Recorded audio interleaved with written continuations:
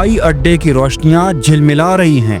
ایک کم عمر نوجوان پائلٹ کی یونیفارم پہنے مسکراتا ہوا ٹرمینل کی طرف جا رہا ہے۔ کوئی سوچ بھی نہیں سکتا تھا کہ یہ 16 سالہ لڑکا ایک پائلٹ، ایک ڈاکٹر اور ایک وکیل اور یہاں تک کہ FBI کی موسٹ وانٹڈ لسٹ میں شامل ہونے والا سب سے کم عمر مجرم بننے والا ہے۔ لیکن حقیقت یہ تھی کہ وہ ان میں سے کچھ بھی نہیں تھا، نہ ایک پائلٹ، نہ ڈاکٹر اور نہ ہی کوئی وکیل تھا۔ اس کا نام فرینک ایبگنیل تھا اور اس کی زندگی دھوکہ دہی کا ایک شاہکار تھی۔ 5 سال کے مختصر عرصے میں اس نے امریکہ کی ہر ریاست اور دنیا کے 2 درجن سے زائد ممالک میں لاکھوں ڈالر کے جعلی چیک کیش کروائے، ناقابل یقین بھیس بدل کر سب کو چکما دیا۔ یہ کہانی ہے ایک نابالغ لڑکے کی جس نے قانون کو مات دے کر ایسی مہم جوئی کی جو بالی ووڈ کی فلموں کو بھی شرمندہ کر دے۔ لیکن یہ کوئی فرضی کہانی نہیں، حقیقت ہے۔ دل تھام کر بیٹھیے کیونکہ یہ سفر جذبات، سنسنی اور حیرت سے بھرپور ہے۔ فرینک ولیم ایبگنیل جونیئر 1948 میں نیو یارک میں پیدا ہوا اور بظاہر اس کا بچپن عام اور مستحکم تھا۔ وہ اپنے والد فرینک ایبگنیل سینئر کے بے حد قریب تھا جو دوسری جنگ عظیم کے بعد نیو یارک میں اپنا کاروبار کر رہے تھے۔ لیکن جب فرینک کی عمر تقریباً 15 سال تھی، اس کے والدین میں علیحدگی اور بعد میں طلاق ہو گئی۔ ماں باپ کی اس علیحدگی نے فرینک کی زندگی تہس نہس کر کے رکھ دی۔ وہ اپنے والد کو ٹوٹتے ہوئے دیکھ رہا تھا، ایک باپ جو اپنی بیوی سے بے پناہ محبت کرتا تھا مگر اسے کھو چکا تھا۔ خاندان کے اس انتشار نے کمسن فرینک کے اندر بغاوت اور غم کو جنم دیا۔ اسی دوران فرینک نے معمولی نوعیت کی چھوٹی موٹی چوریاں اور دکانوں سے اٹھائی گیری شروع کر دی تاکہ اپنے دل کی بڑاس نکال سکے، لیکن بہت جلد اس کی چھوٹے موٹے جرم سے تسلی نہ ہوئی اور اس نے ایک بڑا قدم اٹھانے کا فیصلہ کیا۔ ستم ظریفی دیکھیے کہ فرینک کے دھوکے بازی کے کیریئر کا سب سے پہلا شکار اس کا اپنا والد تھا۔ وہ یوں کہ اس کے والد نے اسے ایک ٹرک اور ایک گیسولین کریڈٹ کارڈ دیا تاکہ وہ اسکول کے بعد پارٹ ٹائم نوکری پر جا سکے۔ نوجوان فرینک نے اضافی جیب خرچ کمانے کے لیے ایک نہایت چالاک اسکیم بنائی۔ وہ اس کارڈ سے پیٹرول پمپوں سے ٹائرز، بیٹریاں اور دیگر سامان خریدتا اور پھر چیزوں کو لوٹانے کے بہانے نقد رقم وصول کر لیتا۔ پیٹرول پمپ کے ملازمین کو بھی وہ تھوڑا حصہ دے دیتا تاکہ وہ اس جعل سازی میں اس کا ساتھ دیں۔ کچھ ہی ہفتوں میں فرینک نے اس ترکیب سے اچھے خاصے پیسے کما لیے، مگر یہ کھیل زیادہ دیر نہ چل سکا۔ جب اس کے والد کے پاس کریڈٹ کارڈ کا بل پہنچا تو ہزاروں ڈالر بل دیکھ کر ان کے والد کا ہوش اڑ گیا۔ $3400 آج کے تقریباً $30,000 کے برابر۔ یہ وہ رقم تھی جو فرینک نے پیٹرول پمپوں سے سامان لے کر نقد کی صورت میں حاصل کی تھی۔ فرینک کو اندازہ نہیں تھا کہ اس کے والد پہلے ہی مالی مشکلات میں گھرے ہوئے ہیں۔ بیٹے کی اس حرکت نے جلتی پر تیلی کا کام کیا، نتیجتاً فرینک کا بھانڈا پھوٹ گیا۔ والد کے اعتماد کو ٹھیس پہنچی اور ماں نے سخت قدم اٹھاتے ہوئے فرینک کو تادیبی اصلاحی اسکول بھیج دیا تاکہ وہ سدھر جائے۔ اس سارے ہنگامے اور والدین کی کشمکش کے بیچ 15 سالہ فرینک شدید جذباتی تناؤ کا شکار ہو چکا تھا۔ آخر کار صرف 16 سال کی عمر میں اس نے گھر چھوڑ کر بھاگ جانے کا فیصلہ کیا۔ یہ وہ لمحہ تھا جہاں ایک معصوم سے لڑکے نے جرائم کی دنیا میں قدم رکھا۔ جیب میں تقریباً خالی بٹوا اور ادھوری تعلیم، نہ کوئی ڈگری نہ روزگار۔ فرینک کے پاس خود کو سنبھالنے کا بظاہر کوئی طریقہ نہ تھا، مگر اس کے اندر ہنر، ہوشیاری اور جھوٹ بول کر دنیا کو دھوکہ دینے کی غیر معمولی صلاحیت موجود تھی جو اب آزاد ہونے کو تھی۔ نابالغ ہوتے ہوئے بھی اپنے آپ کو بالغ ثابت کرنا اس کی پہلی ضرورت بنا۔ چنانچہ فرینک نے اپنے ڈرائیونگ لائسنس پر تاریخ پیدائش بدل کر خود کو 10 سال بڑا ظاہر کیا۔ اس نے اپنے تعلیمی کوائف کو بھی بڑھا چڑھا کر پیش کیا تاکہ کوئی اچھا روزگار حاصل کر سکے۔ ان جعلی کوائف نے واقعی کچھ مقامی نوکریاں دلوائیں، لیکن چند ڈالر فی گھنٹہ نوکری سے گزارا کہاں ہونے والا تھا۔ کچھ ہی عرصے بعد حالات نے ثابت کر دیا کہ 2 وقت کی روٹی کمانے کے لیے بھی فرینک کو غیر معمولی راستہ اختیار کرنا پڑے گا۔ وہ اندر سے شاید سیدھی راہ پر چلنا چاہتا تھا، مگر زندگی اسے جرم کی طرف دھکیل رہی تھی۔ اس کشمکش میں آخر کار فرینک نے معمول کی نوکریاں چھوڑ کر جعلی چیک لکھ کر رقم حاصل کرنے کا منصوبہ بنایا۔ اس وقت تک وہ 17 برس کا نوجوان تھا جس کے پاس بینک میں چند ڈالر ہی بچے تھے۔ اس نے مختلف بینکوں میں نئے ناموں سے اکاؤنٹ کھولے، فرضی شناختیں بنائی اور دھڑا دھڑ چیک لکھ کر رقم نکلوانے لگا۔ ابتدا میں اس نے سینکڑوں چیک بے تحاشا رقم کے ساتھ لکھے اور جلد ہی اپنے اکاؤنٹ کو ہزاروں ڈالر اوور ڈرافٹ کر دیا۔ بظاہر یہ سلسلہ ہمیشہ نہیں چل سکتا تھا۔ بینک ایک حد تک برداشت کرتے ہیں اور پھر رقم کی وصولی کے لیے پیچھے پڑ جاتے ہیں۔ فرینک کو احساس تھا کہ اگر وہ پکڑا گیا تو سیدھا جیل جائے گا، لہٰذا اس نے مزید نئی چالیں ایجاد کر لی تاکہ بینک اور لوگوں سے پیسے اینٹتا رہے۔ فرینک کی ذہانت اب پوری طرح جرم کے رنگ میں ڈھلتی جا رہی تھی۔ اس نے بینکوں کو چکمہ دینے کے نت نئے طریقے نکالے۔ مثال کے طور پر اس نے کچھ کمپنیوں کے جعلی پے رول چیک خود پرنٹ کر کے انہیں اپنے اکاؤنٹ میں جمع کرانا شروع کیا اور بینک کو اپنے اکاؤنٹ بیلنس کی بنیاد پر کیش ایڈوانس دینے پر قائل کرتا رہا۔ وہ اس قدر اعتماد سے بھرا ہوا تھا کہ بینک والے بھی اس نوجوان کی باتوں میں آ جاتے اور اسے ایڈوانس کی شکل میں رقم دے دیتے۔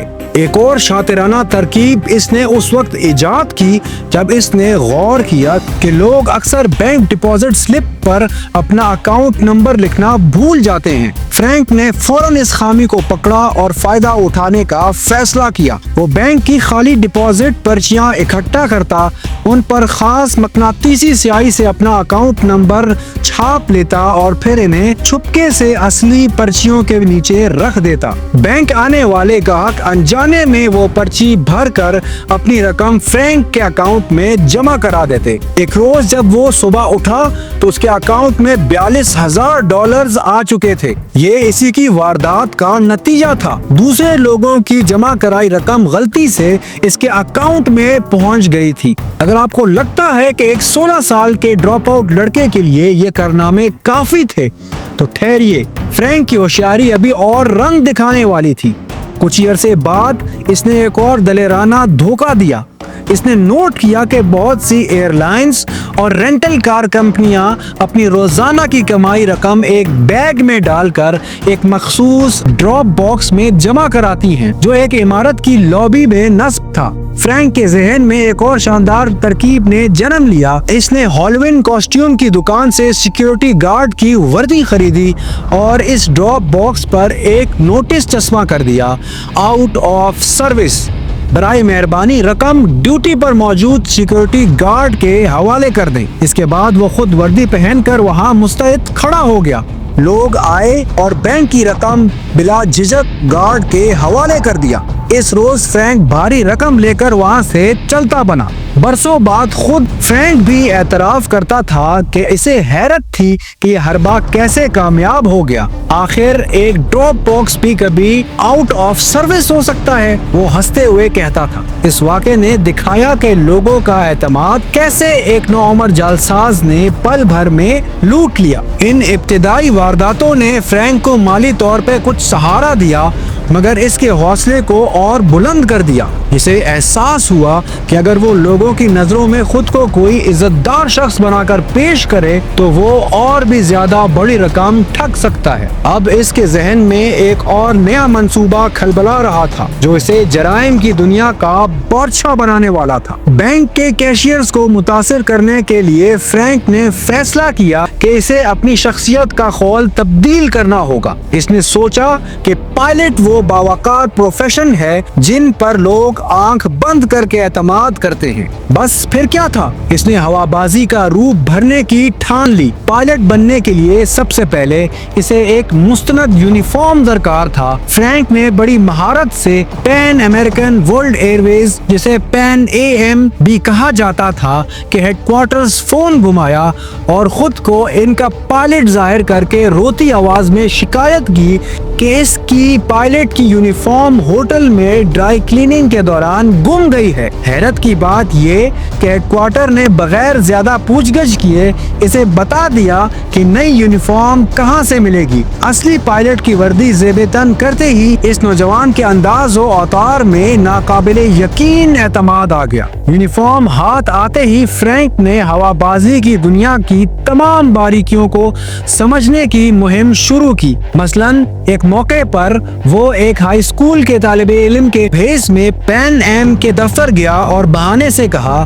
कि वो स्कूल के अखबार के लिए पायलटों पर मजमून लिख रहा है। इस हरबे से इसे एयरलाइन के काम करने के तरीकों और तकनीकी मालूमात जानने का मौका मिला। इसने जाली पायलट आईडी और FAA लाइसेंस भी अपने हाथ से बना लिए, जिस पर नाम रखा रॉबर्ट ब्लीक। इन तमाम कोशिशों ने इसे वो एतमाद और मालूमात दी जिनकी बदौलत वो खुद को हकीकी पायलट की तरह पेश कर सके। अब वो दुबला पतला 17 साल लड़का दुनिया के सामने कैप्टन फ्रैंक विलियम्स या रॉबर्ट ब्लीक बन चुका था। नौजवानी में भी इसके सर के कुछ बाल सफेद होने लगे थे। फ्रैंक ने इस ज़ाहिरी तब्दीली को भी अपने हक में इस्तेमाल किया और लोगों को यही तासुर दिया कि वो उम्र में ज्यादा और तजुर्बाकार है। इस भेस ने कमाल कर दिखाया। फ्रैंक वाकई पायलट बनकर जहाजों में मुफ्त सफर करने लगा। एयरलाइंस के अमले को मुफ्त या रियायती सफर की सहूलत दस्तयाब होती है और इसे डेड हेडिंग कहते हैं। यानी अगर आप एयरलाइन के पायलट या अमले के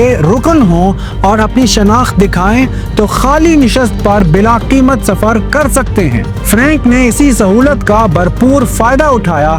बतौर जाली पायलट इसने दुनिया भर में बेशुमार परवाजें की और वो भी बगैर टिकट। पैन AM के रिकॉर्ड के मुताबिक महज 16 से 18 साल की उम्र के दौरान फ्रैंक ने 250 से ज्यादा परवाजों पर यूं ही सफर किया, 10 लाख मील से ज्यादा फासला तय किया और 26 ममालिक की सैर की। वो हर परवाज पर इज्जत के साथ कॉकपिट के पीछे मौजूद क्यू सीट पर बैठता, एयरपोर्ट लॉन्च में मुफ्त खाने खाता और दुनिया देखता रहा। इस हैरत अंगेज धोखे की वजह से अखबारात में बाद में इसे उड़ता हुआ धोखेबाज या द फ्लाइंग कॉनमैन का लक़ब दिया। फ्रैंक ने अपनी चालाकी से हर मुमकिन एहतियात भी बरती। मसलन वो जिस एयरलाइन पर पायलट बना इसकी अपनी परवाजों पर कभी सफर नहीं करता था ताकि वहाँ के असली अमले को शक न हो। इसने एतमाद बढ़ाने के लिए एक और करतब दिखाया। चंद खूबसूरत नौजवान खवातीन को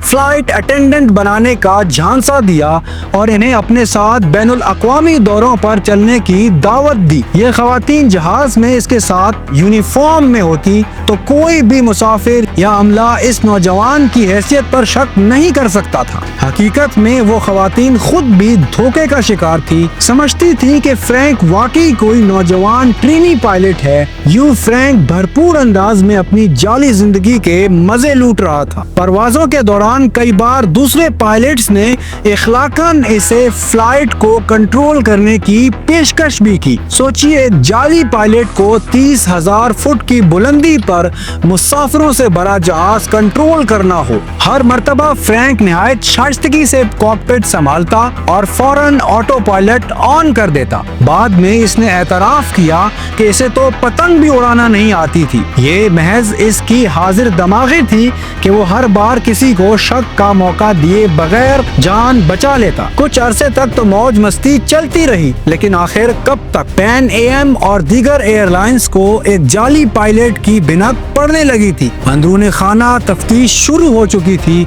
और फ्रैंक भी ये महसूस कर रहा था कि अब हवाबाजी का किरदार ज्यादा देर चलने वाला नहीं। चुनाचे इसने बरवक्त फैसला किया कि भेस बदल डालो। यूं कहानी में अगला मोड़ आया। अब की बार फ्रैंक ने खुद को एक वकील के तौर पर पेश करने की ठानी, वो भी हार्वर्ड लॉ से फारिगुल तहसील। कहा जाता है कि एक फ्लाइट अटेंडेंट जिससे वो मेल जोल बढ़ा चुका था, इसे शुबा हुआ कि फ्रैंक के अंदर सिर्फ हवा باز نہیں بلکہ کوئی اور بھی چھپا ہوا ہے۔ فرینک نے یوں ہی اس خاتون کے سامنے ذکر چھیڑ دیا کہ وہ دراصل ہارورڈ یونیورسٹی سے قانون کا طالب علم رہ چکا ہے۔ خاتون نے یہ سن کر دلچسپی ظاہر کی اور اس کا رابطہ ایک وکیل دوست سے کروا دیا۔ اس اتفاقی تعارف نے فرینک کے لیے راستہ ہموار کر دیا۔ پتہ چلا کہ لوئزیانا ریاست کو نوجوان وکلا کی ضرورت ہے اور بار کا امتحان نسبتاً آسان ہے۔ فرینک نے موقع غنیمت جانا۔ اس نے ہاتھوں ہاتھ ہارورڈ لا اسکول کی جعلی ڈگری اور ٹرانسکرپٹ تیار کروائی، اپنا نام نیا رکھا، شاید فرینک ایڈمز یا رابرٹ مونجو جیسا کوئی جعلی نام جو ہارورڈ کے ریکارڈ سے میچ کر جائے۔ پھر اس نے لوئزیانا کے بار امتحان دینے کی تیاری شروع کی۔ اسے 3 بار کوشش کرنا پڑی اور کئی ماہ کی پڑھائی کے بعد کہیں جا کر کامیابی ملی۔ بار پاس کرتے ہی قسمت نے یاوری کی، اسے خود لوئزیانا کے اٹارنی جنرل کے دفتر میں ملازمت مل گئی۔ تصور کریں، ایک 19 سال کا نوجوان جو حقیقت میں ہائی اسکول کا ڈراپ آؤٹ ہے، اب ایک ریاستی دفتر میں قانونی معاون کے طور پر کام کر رہا تھا۔ ابتدا میں فرینک نے وہاں نسبتاً لو پروفائل رکھا۔ وہ چند مہینوں تک ایک جونیئر کلرک یا آفس بوائے کی طرح کام کرتا رہا۔ سینئر وکیلوں کے لیے کافی لانا،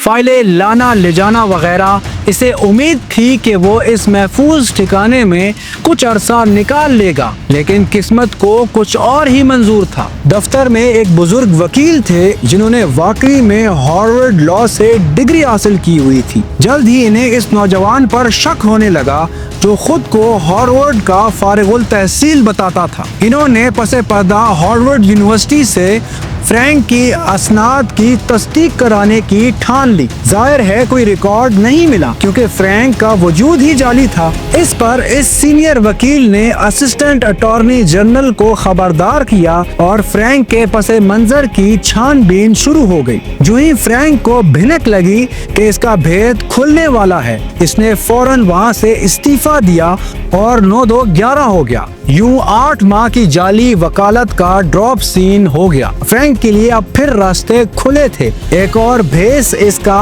انتظار کر رہا تھا۔ لوئزیانا سے فرار ہونے کے بعد فرینک سیدھا جارجیا کے ایک چھوٹے سے قصبے میں آ پہنچا۔ وہاں ایک اپارٹمنٹ کرائے پر لینے لگا تو کرایہ داری کے فارم پر آکوپیشن لکھنے کا خانہ آ گیا۔ اگر وہ پائلٹ لکھتا تو مکان مالک شاید 10 AM سے تصدیق کرواتا اور پول کھل جاتا۔ چنانچہ اس نے ایک نیا جھوٹ تراشا، خود کو ڈاکٹر لکھ دیا اور نام تبدیل کر کے فرینک ولیمز رکھ لیا۔ قسمت کی ستم ظریفی دیکھیے کہ نئے اپارٹمنٹ میں اس کا پڑوسی واقعی ایک ڈاکٹر نکلا۔ یہ پڑوسی مقامی اسپتال میں بچوں کا ایک ڈاکٹر تھا اور اس نے فرینک سے تعارف کے بعد دوستانہ انداز میں پوچھا کہ کیا وہ کچھ دیر کے لیے اسپتال میں انٹرنیز کی نگرانی کا کام سنبھال سکتا ہے۔ اصل میں اسپتال کو عارضی طور پر ایک نگران ڈاکٹر کی ضرورت تھی اور ہمارے جعلی ڈاکٹر فرینک ولیمز کو اپنی قابلیت منوانے کا ایک اور سنہری موقع مل گیا۔ فرینک نے بے جھجک انداز میں حامی بھر لی۔ خوش قسمتی سے اس نئی نوکری میں اسے مریضوں کا علاج خود نہیں کرنا تھا بلکہ صرف ایمرجنسی نائٹ شفٹ میں 7 انٹرنی ڈاکٹرز کی نگرانی کا کام کرنا تھا۔ اس نے ذہانت سے کام لیتے ہوئے زیادہ تر معاملات انہی تربیتی ڈاکٹروں کے سپرد رکھے جو اپنی قابلیت دکھانے کے لیے ہمہ وقت تیار رہتے تھے۔ چند ہفتے یوں ہی گزر گئے اور فرینک نے سکھ کا سانس لیا کہ یہ کردار بھی کامیابی سے چل رہا ہے۔ لیکن زیادہ دن نہیں ہوئے تھے کہ ایک رات اسپتال میں ہنگامی صورتحال نے فرینک کی نیندیں اڑا دی۔ رات کی شفٹ کے دوران ایک نوزائیدہ بچہ نیلے رنگ کا پڑنے لگا۔ طبی اصطلاح میں اسے بلو بیبی کہا جاتا ہے، یعنی بچے کو آکسیجن پوری نہیں مل رہی تھی اور جلد نیلی پڑ رہی تھی۔ جب نرس نے گھبرا کر بلو بیبی کی رپورٹ دی تو جعلی ڈاکٹر فرینک کے ہاتھ پاؤں پھول گئے۔ کیونکہ اسے اس اصطلاح کا علم ہی نہیں تھا۔ اس معصوم کی زندگی خطرے میں تھی اور فرینک کو سمجھ نہیں آ رہا تھا کہ کیا کیا جائے۔ خوش قسمتی سے انٹرنیز نے بروقت مداخلت کر کے بچے کی جان بچا لی، مگر اس واقعے نے فرینک کو اندر تک ہلا کر رکھ دیا۔ اگلے ہی صبح فرینک نے فیصلہ کر لیا کہ مزید ڈاکٹر کا ناٹک نہیں کرنا۔ اسے احساس ہوا کہ اس کی جعلسازی کہیں کسی کی جان نہ لے لے۔ ایک ناحق خون کا خوف شاید پہلی بار اس کے دل میں جاگا، چنانچہ اس نے تیزی سے بوریا بستر لپیٹا اور اسپتال چھوڑ کر فرار ہو گیا۔ اب امریکہ میں اس کے لیے چھپنے کی زیادہ جگہ نہیں بچی تھی۔ 3 بڑے بھیس یعنی پائلٹ، وکیل اور ڈاکٹر کا بھیس بدل کر وہ لاکھوں ڈالر کے فراڈ کر چکا تھا اور شک کا دائرہ تنگ ہو رہا تھا۔ اسے ہر طرف سے خبر مل رہی تھی کہ بینکس،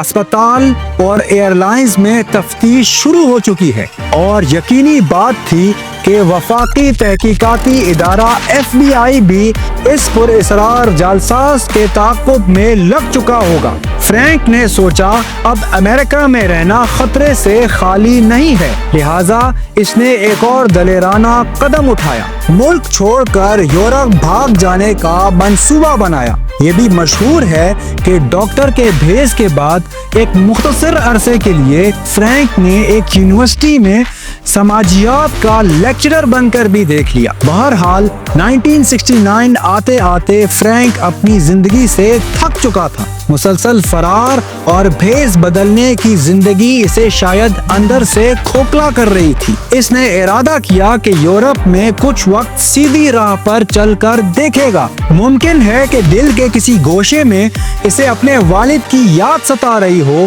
یا پھر پکڑے جانے کا ڈر، لیکن اب وہ امریکہ کی سرزمین چھوڑ کر سمندر پار کر چکا تھا۔ اسے امید تھی کہ وہ یورپ میں امریکی حکام کی پہنچ سے دور سکون سے رہ سکتا ہے، مگر قسمت کو کچھ اور ہی منظور تھا۔ فرینک کی گرفتاری کی گھڑی قریب آ رہی تھی اور اسے خبر تک نہ تھی کہ اس کی ماضی کی ایک غلطی اس کے تعاقب میں ہے۔ ادھر امریکہ میں FBI کے اہلکار اس نوجوان جعلساز کی فائل کھول چکے تھے۔ مختلف ریاستوں میں بینک فراڈ، ایئر لائنز سے شکایات اور اسپتال سے بھی عجیب و غریب کالز موصول ہو رہی تھی۔ ایک حیرت انگیز بات یہ بھی سامنے آئی کہ ہر واردات میں ملزم کی عمر کم و بیش 20 سال سے کم لگتی ہے، لیکن حرکتیں انتہائی شاطر مجرموں والی ہیں۔ جلد ہی فرینک جونیئر کا نام حکام کے سامنے تھا۔ اس وقت تک فرینک کی جعلسازی کے قصے اخبارات کی زینت بن چکے تھے اور اسے FBI کے انتہائی مطلوب مجرموں میں بھی شامل کر لیا گیا تھا۔ ایک سینئر FBI ایجنٹ اس کیس کی سربراہی کر رہا تھا۔ اب دنیا بھر میں پولیس اور انٹرپول کو ہوشیار کر دیا گیا تھا کہ جہاں بھی یہ نوجوان نظر آئے اسے گرفتار کر لیا جائے۔ فرینک جن دنوں یورپ میں چھپا ہوا تھا، اس دوران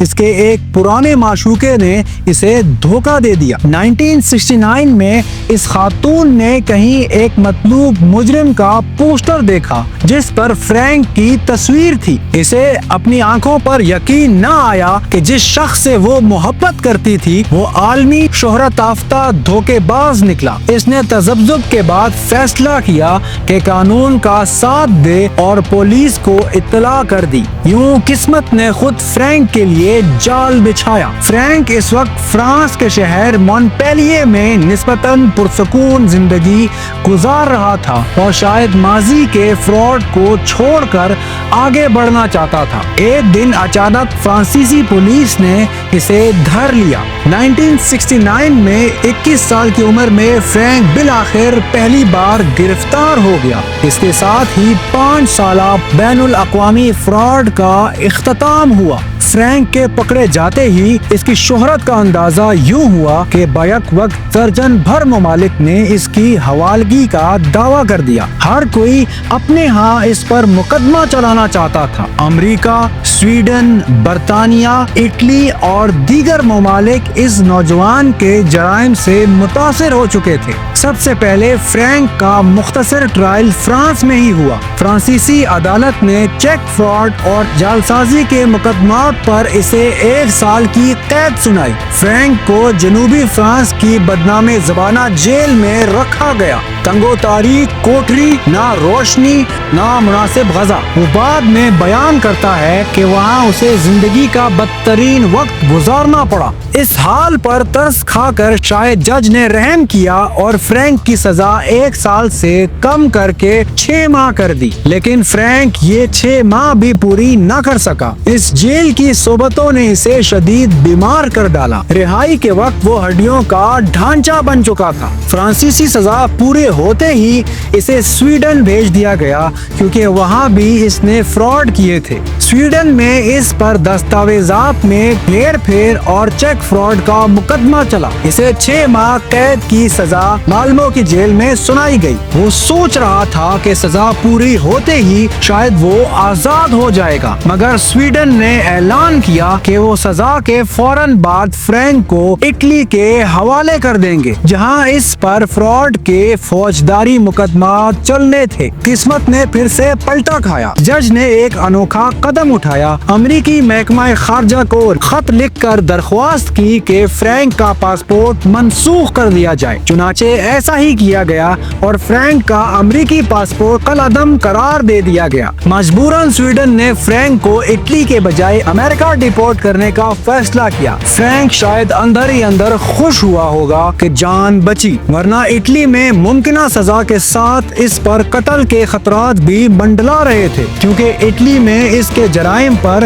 کچھ مافیا بھی ناراض تھے۔ امریکہ پہنچتے ہی فرینک پر وفاقی عدالت میں مختلف بینک فراڈز، چوری اور جعلسازی کے الزامات کے تحت مقدمہ چلایا گیا۔ اسے مجموعی طور پر 12 سال کی قید سنائی گئی۔ اب 22 سالہ یہ نوجوان فیڈرل کریکشنل انسٹیٹیوشن ورجینیا کی جیل میں قید تھا۔ انہی دنوں قید کے دوران فرینک کو ایک اور بڑا صدمہ پہنچا۔ اس کے والد کا انتقال ہو گیا۔ جس باپ کو خوش رکھنے اور متاثر کرنے کے لیے اس نے بچپن میں جرم کی راہ اپنائی تھی، وہ آخری دنوں تک بیٹے کی شکل دیکھنے کو ترس گیا۔ یہ خبر فرینک کے دل کو خنجر کی طرح چیر گئی اور وہ ٹوٹ گیا۔ فرینک نے امریکہ میں تقریباً 5 سال قید کاٹی۔ 1974 میں جیل میں اس کے صرف 26ویں جنم کے بعد اچانک اس کے سامنے زندگی نے ایک نئی راہ پیش کر دی۔ خود وفاقی حکومت نے یہ محسوس کیا کہ یہ نوجوان اگرچہ تیز ترار مجرم ہے، مگر اس کا ہنر قومی مفاد میں استعمال کیا جا سکتا ہے۔ چنانچہ امریکی حکام نے فرینک کو